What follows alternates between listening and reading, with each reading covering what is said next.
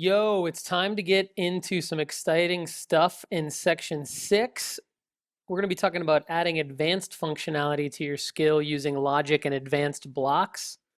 But first, we're going to recap the basic conversational skills. And the first thing we're going to do is take a look at what does a basic conversation look like? And then we're going to review the overview of basic blocks.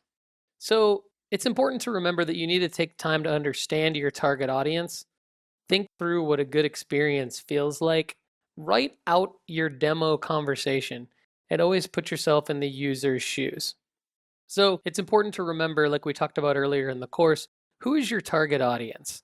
Is it business professionals, teachers and children, families, or even senior citizens? What will your experience feel like? Will it be one path per answer, like a basic conversation that we showed you how to write in the last section? Can multiple answers lead down a path like a quiz, which we're about to get into?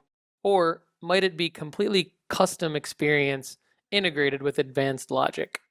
So again, our examples for one path per answer would be something like a voice-based website or an employee intranet example. Quiz would be something like multiple answers can lead a user down a path.